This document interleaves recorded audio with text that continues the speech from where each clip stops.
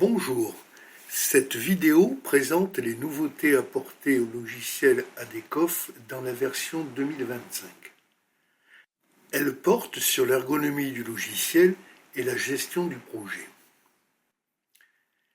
La palette commandes a été modifiée avec une nouvelle section utilitaire où sont groupées 4 commandes déjà présentes dans la version précédente, plus une commande AutoCAD et 3 nouvelles commandes Adecof.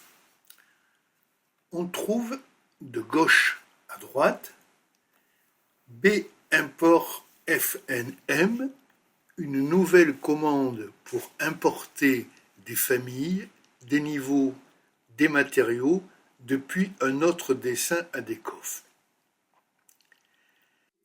ImpExBib, une autre nouvelle commande Adecof, soit pour importer des objets de bibliothèque et des labels depuis un fichier bibliothèque ou un dessin Adecof, ou soit pour exporter vers un fichier bibliothèque. BC Audit, qui effectue un audit de la base de données Adecof. Contrôle, la commande AutoCAD qui procède à un audit de la base de données AutoCAD. AD utile, utilitaire ADCAD pour gérer les applications et effectuer une mise à zéro du Z des objets 2D.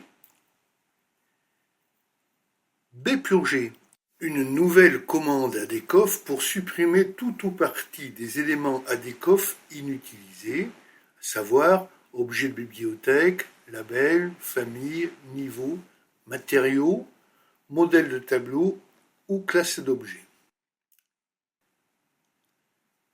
Adecof version qui affiche le numéro de version d'Adecof. Enfin, AD système qui affiche le numéro de version de tous les composants ADCAD, les dates de révision et leur emplacement sur le disque. À noter que les icônes de ces deux dernières commandes ainsi que celui de BC Audit ont été descendus depuis la section générale. La commande B-import FNM s'effectue au travers d'une boîte au dialogue. Après sélection du dessin Adecof d'importation, les éléments sont lus dans le fichier et 3 arbres sont affichés. L'arbre des familles, classé par objet et classe. L'arbre des niveaux, classé par affecté un étage et relatif. Et l'arbre des matériaux.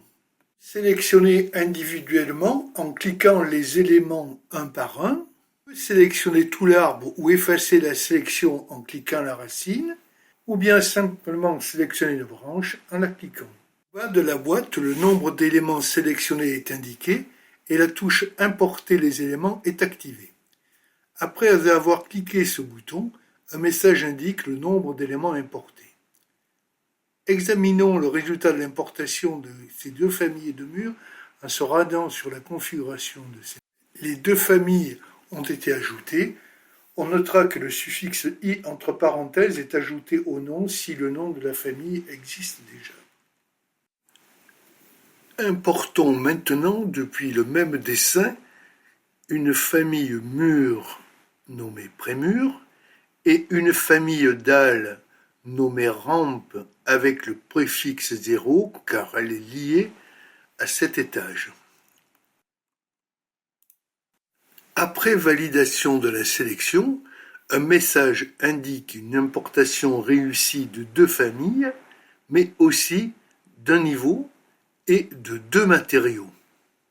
Examinons la famille prémur importée. Cette famille a un matériau fixé nommé prémur préf. Ce matériau, absent du dessin, a été importé avec la famille. Il s'agit d'un matériau multicouche constitué de 2 matériaux préfabés déjà présents dans le dessin et polystyrène qui a été importé également. Regardons maintenant la famille de dalles rampe qui a été importée. Cette dernière fait référence à un niveau lofté rampe qui a été importé dans le dessin car il n'était pas présent. Ainsi, les niveaux et matériaux liés aux familles sont importés automatiquement sans qu'il soit nécessaire de les sélectionner. Intéressons-nous maintenant au chaînage. Dans la configuration, il n'y a pas de famille, pas d'objet en bibliothèque, ni de label. Examinons le dessin d'importation et regardons la configuration des chaînages. On constate la présence d'une famille chaînage mur BA avec un chaînage mur et un chaînage ouverture fixé ainsi que des labels. Revenons au premier dessin et importons la famille chaînage mur BA. Un message nous indique que l'importation réussit d'une famille ainsi que de deux objets et deux labels dépendant de la famille. Si on examine la configuration, on trouve la famille chaînage mur importée, ainsi que les deux chaînages dans la bibliothèque et les deux labels. Présentons maintenant quelques restrictions à l'importation de familles et de niveaux. Si le dessin actuel présente moins d'étages que le dessin d'importation, alors les familles et les niveaux liés à un étage absent ne peuvent être importés. Les familles et niveaux concernés par cette restriction ne sont pas proposés à l'importation. Si les codes Z des étages du dessin actuel sont différentes des codes Z des étages du dessin d'importation, alors il n'y a pas de correspondance des niveaux liés à un étage. À leur importation, ils sont recalés automatiquement par un déplacement vertical. L'utilisateur doit s'assurer de la bonne correspondance et éventuellement les positionner correctement. Maintenant, si les codes Z du dessin actuel sont très différentes des codes Z des étages du dessin d'importation, la correspondance est impossible et les niveaux relatifs à un étage ne sont pas proposés. Pour terminer, si l'unité du dessin actuel est différente de l'unité du dessin d'importation, alors les niveaux non horizontaux ne peuvent pas être importés et ne sont donc pas proposés. La commande bimp-xbib importe des objets de bibliothèque et des labels depuis un fichier bibliothèque d'extension bib ou bien depuis un autre dessin ADCOF. Mais aussi, elle exporte des objets de bibliothèque et des labels vers un fichier bibliothèque. Cette fonctionnalité était déjà présente dans les versions précédentes.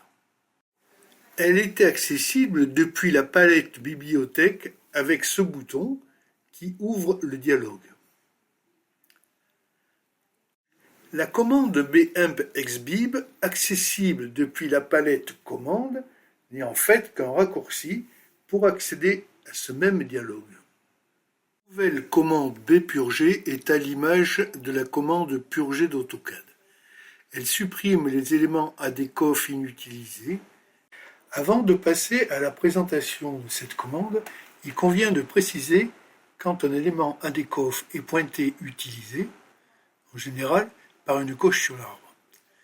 C'est assez évident pour un objet de bibliothèque tel qu'une ouverture ou un poteau, ou bien pour une famille d'objets installés sur le dessin. Certaines utilisations sont moins évidentes. Ici, le matériau multicouche Pré-Mur-Pref utilise les matériaux préfabés et polystyrène. La famille circulation utilise le matériau circulation et le niveau AS-20. La famille de dalles rampe utilise le niveau rampe. Enfin, cette famille de chaînage utilise deux objets de bibliothèque et deux labels. Il va sans dire que tout élément utilisé ne peut être proposé pour une suppression. La commande bpurger est accessible depuis la palette commande. Elle s'effectue au travers d'une boîte de dialogue et présente 3 arbres: l'arbre des objets de bibliothèque, l'arbre des labels et un troisième arbre avec 4 branches: famille, niveau, matériaux et modèles de tableau. L'exemple construit pour les besoins de la vidéo présente tous les éléments possibles. Ce ne sera jamais le cas dans un projet réel. La sélection des éléments à supprimer s'effectue classiquement, individuellement, une branche complète ou bien tout l'arbre. En bas de la boîte, le nombre d'éléments sélectionnés est indiqué. Quand purger les éléments sélectionnés, la suppression est effectuée et un message indique le bilan de cette dernière. Et l'on peut reprendre une nouvelle sélection. Regardons le rôle des éléments utilisés par les familles. Dans les objets mûrs, un seul objet est utilisé. Dans les niveaux relatifs à la rase supérieure, un seul niveau également. Dans les matériaux dérivés de béton, 2 matériaux inutilisés. Supprimons la famille mur soutènement et la famille dalle circulation. Dans les objets murs, mur soutènement est désormais inutilisé. Il était bloqué par la famille soutènement que nous venons de supprimer. De même, le niveau AS-20 cm et le matériau circulation sont maintenant inutilisés. Ils étaient bloqués par la famille dalle circulation. Ainsi, tout comme dans la commande purger d'AutoCAD, un deuxième passage peut être nécessaire. Le bouton Tout purger supprime tous les éléments inutilisés et le dialogue est fermé. Par la suite, si on relance la commande bpurger, le message suivant est affiché. Nouvelle option appui.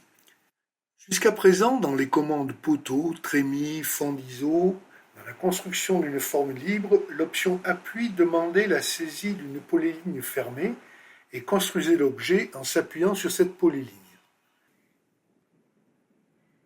Tout autre objet qu'une polyligne fermée était refusé. Dans la version 2025, l'option appui devient appui avec un S.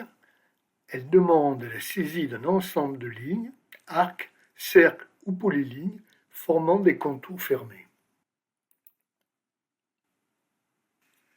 Lançons la commande poteau et saisissons les 3 contours situés à droite par capture.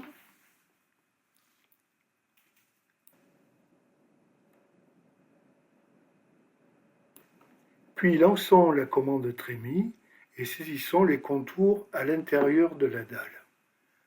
Le contour ouvert est ignoré. ADCOF 2025 effectue le contrôle des contours saisis. Ainsi, pour une trémie, si le contour est à l'extérieur d'une dalle ou bien pas entièrement à l'intérieur, et s'il y a un chevauchement avec une trémie existante. Le chevauchement est également contrôlé lors de la pose d'un objet de bibliothèque, poteau, trémie ou fondation isolée.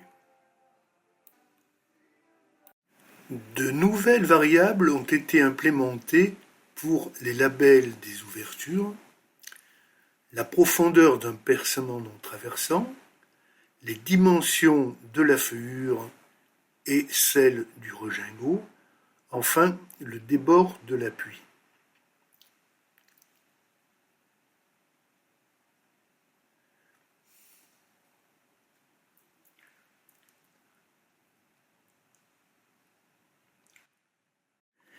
Une nouvelle variable a été ajoutée au fichier ADCADINI Anthrax chaînage. Elle règle l'anthrax mini et l'anthrax maxi à la pose des chaînages verticaux.